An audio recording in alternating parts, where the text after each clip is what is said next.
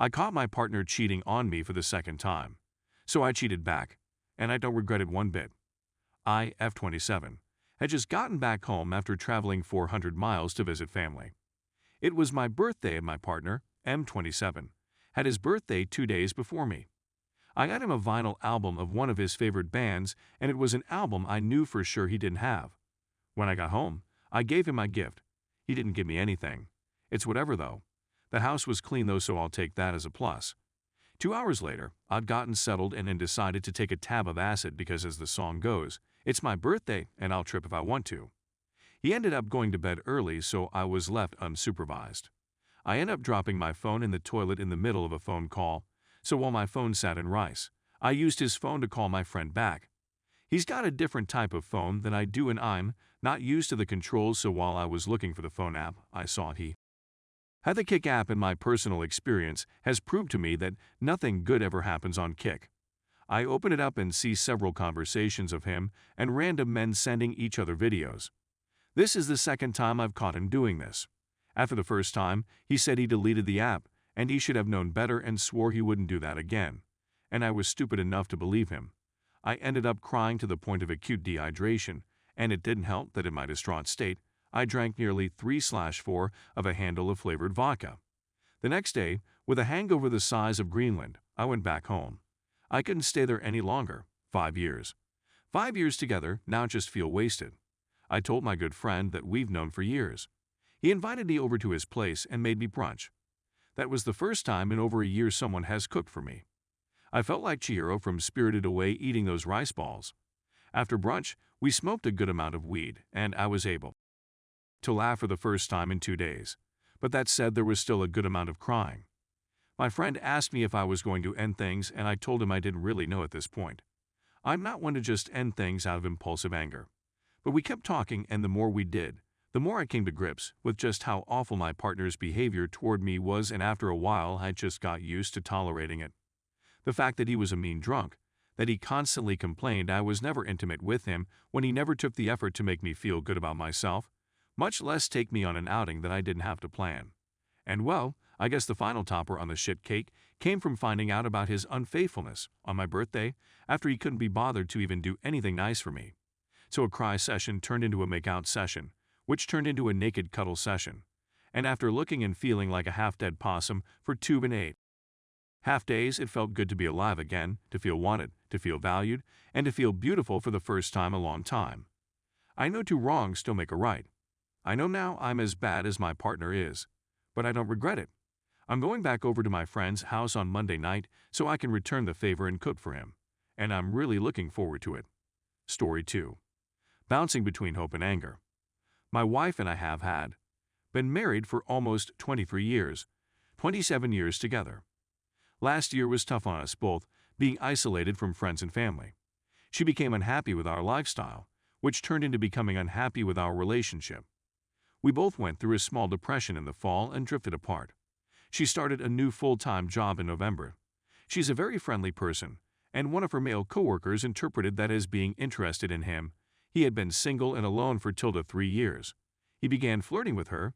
She ate it up and reciprocated. Their relationship progressed from flirting to coffee, to Tang, to her going to his place one afternoon and fooling around. Her words, got naked, oral only. Mid-January. I found messages on her phone arranging to go back to his place before work and Jan 17th. I confronted her. We had a long talk. She agreed to stop the affair and let him know. We tried working on our relationship. She never stopped contact with him outside of work. Mid-February, I asked her to stop contacting him altogether. She pushed back, but again told him that they were done. Valentine's weekend, we rented a hotel room and had a romantic weekend. My hope for our relationship was high. Then she moved out for 3 days, needing time alone to figure things out.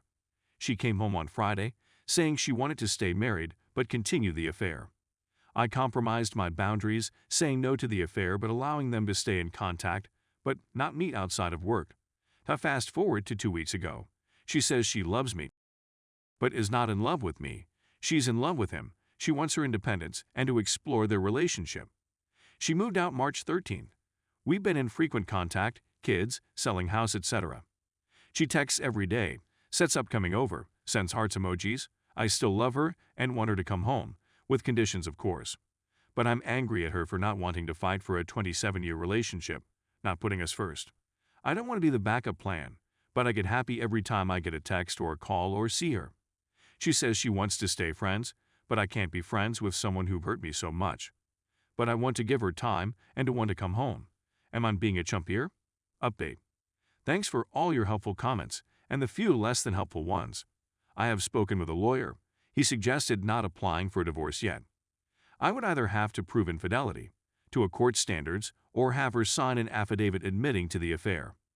She probably would, just to get the divorce done. Going that route would involve going to court though, and since we're in a no-fault province, the lawyer said she would get half the assets and debts, including my retirement savings and personal savings, half the proceeds from selling the house, etc. I'd end up giving her over $130K. Then I'd have to pay child and spousal support. Lawyer estimated it at $1,700 per month, even with me having the kids half the time. If we wait the year, and then apply for an uncontested divorce, then the separation agreement I had her sign would be enforced. In that, we agreed to leave the retirement savings alone, and she won't go for spousal or child support. I've been focusing on myself, reading some self-help books, getting exercise and getting in touch with old friends, calling family a lot. I just spoke with a coworker who went through the same and she said to call whenever. I'm having more good days than bad. I still miss her at odd times, but it's becoming less frequent. I know it'll be a bit of a roller coaster for a while, but I'm on the upward path at least. Thank you to everyone who sent a DM. It meant more than you know to have caring strangers reach out. Update 1. We had 27 good years together. We supported each other, loved each other, were good together. I thought we would be together for the rest of our lives. Then we had a few bad months. We drifted apart without even realizing it. You had an affair. I was willing to work through it, to forgive. I thought you were at first, then you said I love you, but I'm not in love with you. What the does it even mean? That you care for this other guy. Then you drifted away and I asked you to leave. At first, I wanted you to come home. I still thought we could make it work. I hope you would change your mind. It's been 3 months since I found out about the affair, 1 month since you left. I know you're not coming home now. I've accepted that. And I don't want you to come home. I deserve someone better, someone who will fight for what we had, someone who will put me first in their heart. I'm not someone's second choice or fallback guy. I'm a catch. I'm a good provider. I'm a good dad. I was a good husband. I'm smart. I'm successful. I'm funny. I'm handsome. My mom says so. I'm fun. I have great stories to tell. You don't deserve me. You tell me you want to be friends. I'll be civil for our kids' sake. I don't want to be your friend. I don't like you. I don't like how you treated me. I won't be friends with someone who treats me like that. I don't like your moral character. You don't deserve my friendship. Yes, I still miss you. I even still love you. A little less each day. I no longer hope you'll come home. I wish you no ill, as they say in the South. May you get all the happiness you deserve. Update 2. Start of a new month being single. About 1.5 months since I asked her to move out, 3.5 months since D-Day. I don't feel the deep hurt anymore, but there are days where I miss her deeply. What do I miss though? The person I thought she was 6 months ago? The person I expected to be with forever? The life we had, the future we had planned. I do not miss the person who lied to me, who betrayed me, who hurt me and wouldn't support me in my time of need. At my lowest, most vulnerable point, she pulled away with a contempt I've never seen before. A coldness. I miss waking up next to someone, having someone to hold, enjoying the first cup of coffee together. The intimacy and closeness only two people who've loved each other their entire adult lives can. Don't miss seeing the coldness in her eyes, the knowledge she was pulling away, knowing she didn't respect me, respect us, the life we built together, that she cared for another man, knowing she thinks what we had isn't worth fighting for. I know I'm going to be fine. I'll live a happy lifer. I've reconnected with family and old friends. I've become closer with new friends. I've started up hobbies new and old. I'm in my best shape in years. Thanks divorce diet, down 20 pounds. She took something from me, what I thought my future would be, my dignity, my happiness, my self-confidence. Now, I'm eagerly looking forward to an unknown future full of options. I've regained my dignity and self-confidence. Happiness is still a work in progress, but I'm happier today than my last post and know I'll be in a better place next month. May 23rd will be a hard day though. That was supposed to be our 23rd anniversary. P.S. Thank you to everyone who has reached out with a kind word. To the others, loving someone is not a weakness. Love is not a weakness. Forgiveness is not a weakness. Loving her may be a character flaw, but I'm working on that. Update 3. I've been meaning to write a short update. Turns out it's not that short. To thank everyone who reached out with a kind word or some advice.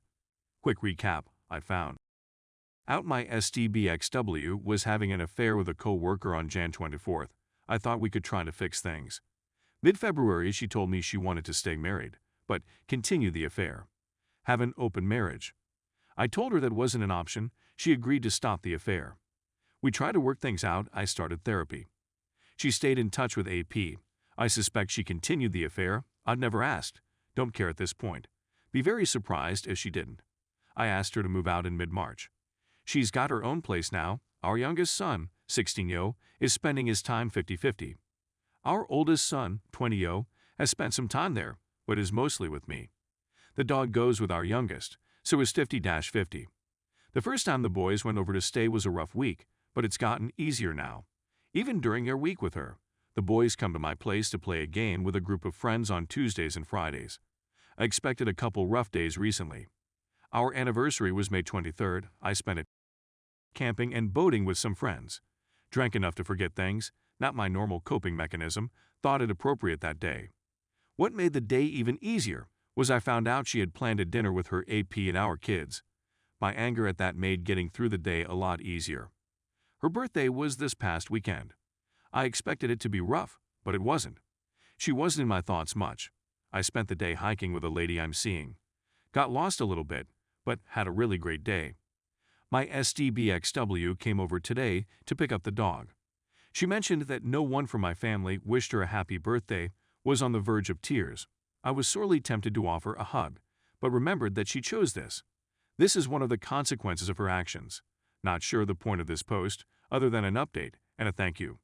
Maybe offer some advice for what helped me. Nothing you won't have heard before. Reach out to friends and family. I'm lucky that I've got a supportive social structure. Learned that a few of my friends have gone through the same and I never knew. Exercise, get fresh air and sunshine. Yoga and meditation really helped me. Keep busy. I rediscovered some old hobbies. Started some new ones. Don't run from your emotions. Acknowledge them, identify them, and work through them. Ignoring them just makes them come back tenfold. Don't expect to be healed overnight. I still have moments when I miss her, miss our life. Start crying for no apparent reason. Those moments are getting fewer, don't last as long, but I do expect them to keep coming for a long time yet. You don't get over losing a 27-year relationship quickly. Don't stalk them on social media. I knew that and I still did it. Regretted it each time. Realize you're grieving a loss of something important. You'll go through all the steps of grief several times. But also realize the opportunities you have. I've started a new relationship very early. Taking baby steps. I'm starting a new job, have been offered a partnership. I'm selling my house and moving somewhere new. I've started doing things that my ex-spouse wasn't interested in. I signed up for a couple online dating apps soon after asking STBXW to leave. Probably too soon to be healthy. I was looking for an ego boost, and I got it. I did meet someone a month ago. We're taking things very slow. She's recently separated too, so we're each other's rebounds. We both realize we can't rely on each other for happiness, but it sure helps sometimes when you have someone to hold on to for an evening.